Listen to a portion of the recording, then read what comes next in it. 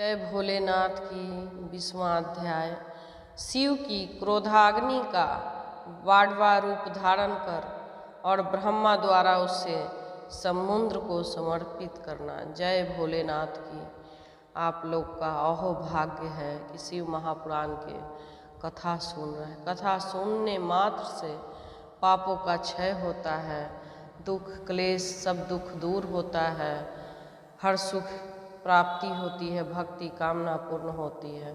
आप लाइक अवश्य करें, कमेंट में ओम नमः शिवाय लिखे कृपा प्राप्त करने के लिए। नारद जी बोले, हे विधे, भगवान हर के तृतीय नेत्र से निकली हुई वह अग्नि का ज्वाला कहाँ गई?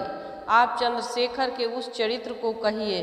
ब्रह्मा जी बोले, हे नारद, जब भगवान रुद्र के तीसरे नेत्र से प्रकट हुई अग्नि ने कामदेव को शीघ्र ही जलाकर राख कर दिया, उसके अनंतर वह बिना किसी प्रयोजन के ही सबकी ओर फैलने लगी।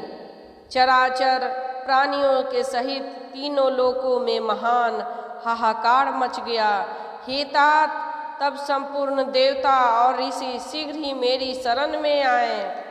उन सब ने व्याकुल होकर मस्तक झुकाकर दोनों हाथ जोड़कर मुझे प्रणाम कर विधिवत मेरी स्तुति करके अपना दुख निवेदन किया। उसको सुनकर शिव का स्मरण कर और उसके हेतु का भली भांति विचार कर तीनों लोकों की रक्षा करने के लिए मैं विनीत भाव से वहां पहुंचा। वह अग्नि ज्वाला माला से अत्यंत उद्दीप्त हो जगत को जला देने के लिए उद्यत थी, परंतु भगवान शिव की कृपा से प्राप्त हुए उत्तम तेज के द्वारा मैंने उसे तत्काल स्तंभित कर दिया। हे मुने, मैंने त्रिलोकी को दग्ध करने की इच्छा रखने वाली उस क्रोधमय अग्नि को सौम्य ज्वाला मुख वाले घोड़े के रूप में प्रवर्तित कर दिया। भगवान शिव की इच्छा से उस वाडव शरीर वाली अग्नि को लेकर जगपति मैं लोकहित के लिए समुद्र के पास गया। हे मुने, मुझे आया हुआ देखकर समुद्र एक दिव्य पुरुष का धारण करके हाथ जोड़कर मेरे पास आया। मुझे संपूर्ण लोकों के पितामह की भली भांति स्तुति करके वह सिंधु मुझसे प्रसन्नतापूर्वक कहने लगा। सागर बोला, हे ब्राह्मण, हे सर्वेश्वर, आप यहाँ किस लिए आए हैं? मुझे अपना सेवक समझकर आप प्रीति पूर्वक उसे कहिए। सागर की बात सुनकर शंकर का स्मरण करके लोकहित का ध्यान रखते हुए मैं उससे प्रसन्नता पूर्वक कहने लगा। ब्रह्मा जी बोले, हे तात, हे महाबुद्धिमान, संपूर्ण लोकों के हितकारी, हे सिंधु, मैं शिव की इच्छा से प्रेरित हो हृदय से प्रीति पूर्वक तुमसे कह रहा हूँ। सुनो, यह महेश्वर का क्रोध है जो महान शक्तिशाली आशु के रूप में यहाँ उपस्थित है। यह कामदेव का दग्ध करके शीघ्र संपूर्ण जगत को जला डालने के लिए उद्यत हो गया था। हे तात, तब पीड़ित हुए देवताओं ने शंकर की इच्छा से मेरी प्रार्थना की और मैंने शीघ्र वहां आकर अग्नि को स्तंभित किया।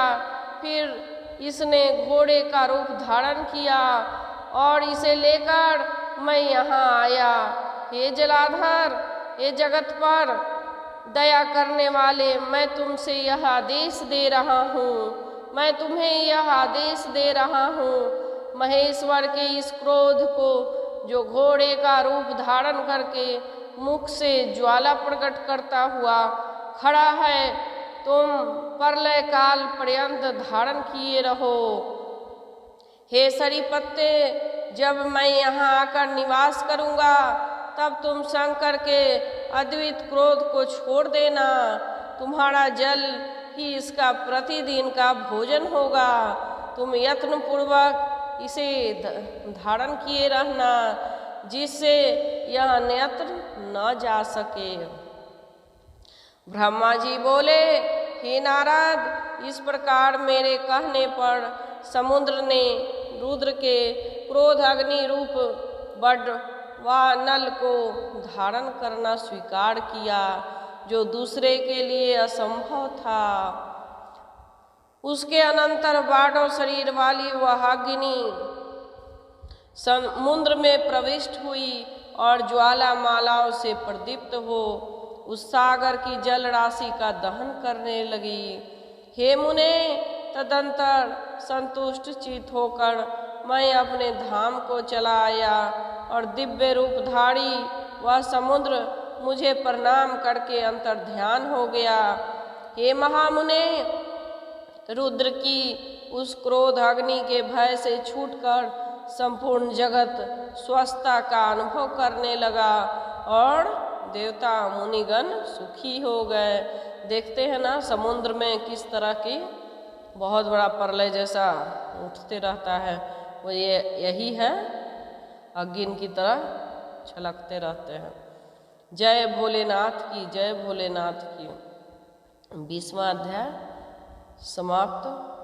आप लोग जरूर सुनिए, लाइक करिए, कमेंट करिए, ओम नमः शिवाय लिखिए प्राप्त करने के लिए भोलेनाथ की, और जन जन तक, लोगों तक पहुंचाइए कि सुनने से कितना सुख की अनुभूति हो रही है, घर में सुख शांति हो रही है। हर लोग के घर में ये शिव महापुराण पहुंचना चाहिए। मेरी यही कामना है कि आप लोग सुखी रहें। जय भोलेनाथ।